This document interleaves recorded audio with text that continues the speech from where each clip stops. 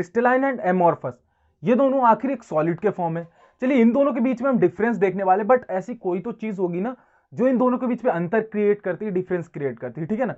तो चलिए इस वीडियो को एंड तक देखना, सारे कॉन्सेप्ट आपके क्लियर हो जाएंगे। और अब जब आखिरी में वीडियो अच्छा लगे तो वीडियो को लाइक और चैनल को सब्सक्राइब कर देना। चलिए स्टार्ट करते हैं।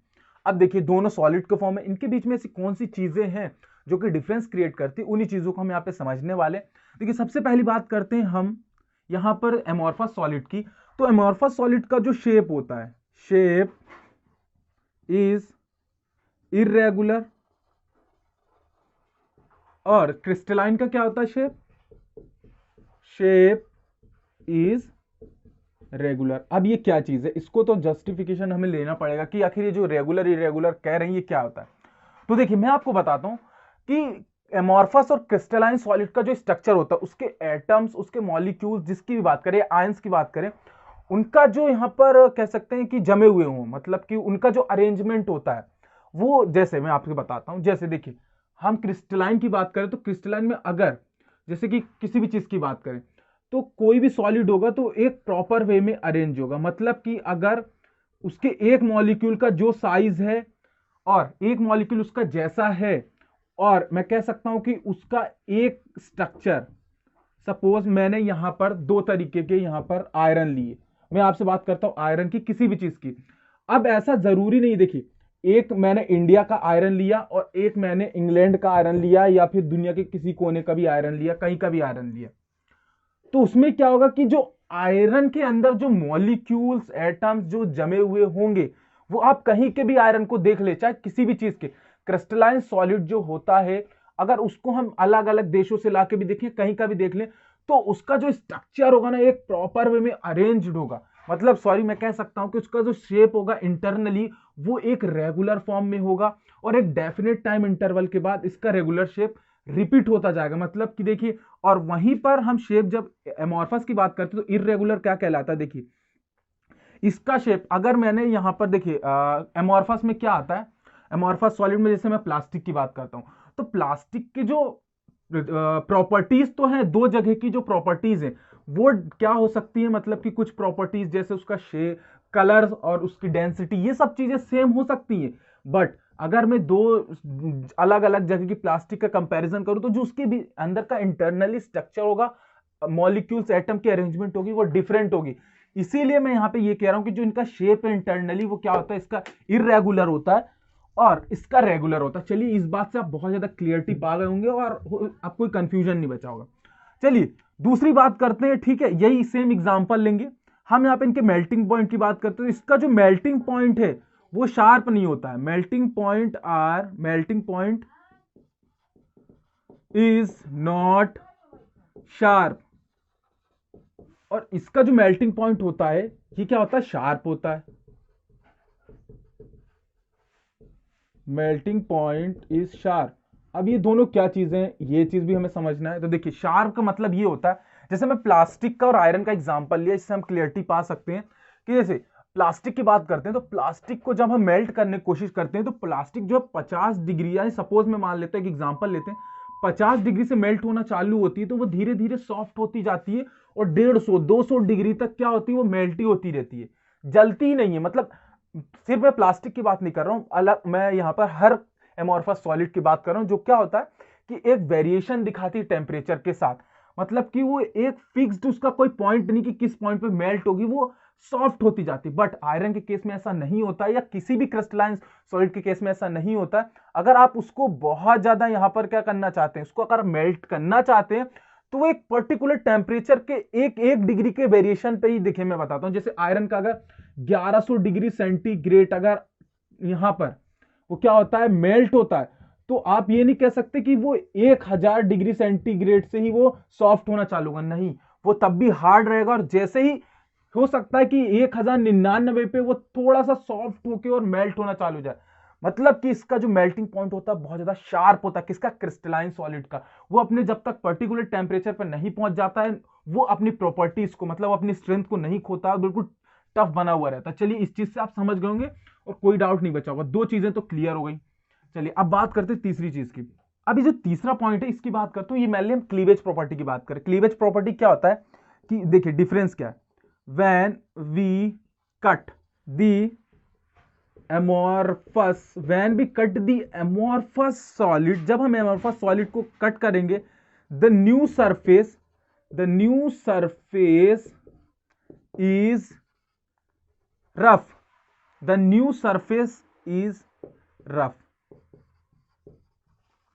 ठीक है, जो नई सरफेस जनरेट होगी, मैं यहां पे क्या लिख सकता हूं, द न्यू जेनरेटेड सरफेस कर सकते हैं हम, जेनरेटेड सरफेस इज रफ। और वही बात करूं अगर हम क्रिस्टलाइन की बात करें तो वो क्या होगा, when we cut the crystalline solid, the new generated surface is smooth। चलिए इसका एक एग्जांपल समझ लेते हैं। जैसे कि मैंने यहां पर एग्जांपल ले रखा है, इस कैंडल का ले रखा है। ठीक है, ये जो पेपर है, पेपर भी तो एक सॉलिड ही है ना यार। तो अगर मैं इसको, देखिए मैं इस पेपर को कट करता हूं, यहां से आप देख सकते हैं, मैं आपको लाइव एग्जांपल दिखाता हूं। चलिए, ये मैंने यहां पे कट किया और ये कट करके ये एक नई सरफेस, मैंने ये नया प्रोडक्ट ले लिया। अब इसकी जो नई सरफेस जनरेट हुई, जहां से मैंने फाड़ा है, आप देख सकते हैं कि ये जो नई सरफेस जनरेट हो रही है, यहाँ पे रफनेस दिखाई दे रही है आपको।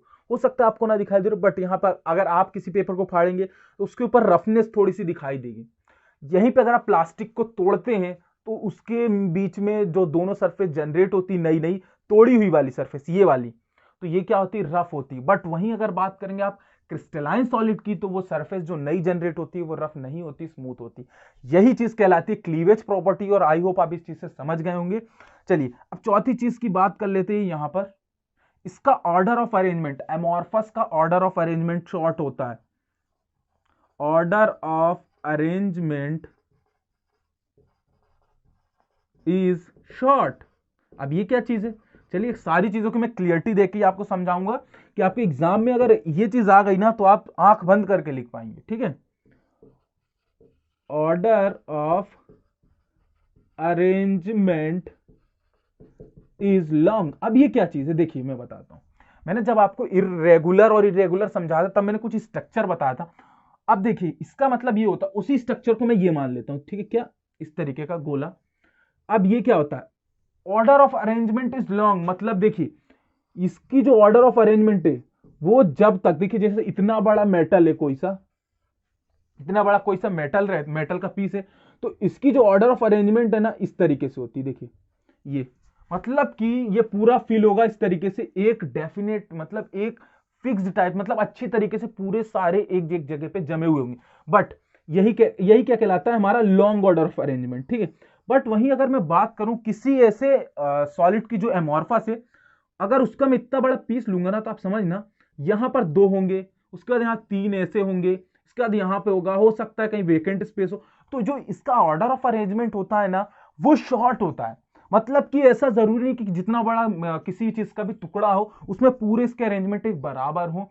इसीलिए मैं कहता हूं कि ये जो है, हो सकता है यहां पे कोई 2 ही आ जाए, तो इनका जो ऑर्डर ऑफ अरेंजमेंट होता है वो शॉर्ट होता है। ठीक है ना, ये चीज आप समझ गए। कितनी हो गई, 4। अब बात करते हैं 5वीं। तो 5th पॉइंट ये है कि ये जो है ये क्या होता है, एमॉर्फस जो है आइसोट्रॉपिक इन नेचर होता है। अब ये भी नई चीज आ गई आप लोगों के लिए, आइसोट्रॉपिक इन नेचर। ठीक है, और ये क्या है, एनआइसोट्रॉपिक। अब ये क्या चीज है, ये भी एक बहुत अच्छी चीज है, ये इन नेचर, सॉरी। चलिए इसको मैं बताता हूं आपको। देखिए मैं जल्दी से बताते, बहुत इजी सिंपल सी चीज आप समझ जाएंगे। आइसोट्रॉपिक का मतलब ये होता है कि जैसे कोई भी मैं किसी चीज का भी पीस लूं, जैसे मैंने जो एग्जांपल लिया ये फाड़ने के लिए लिया था।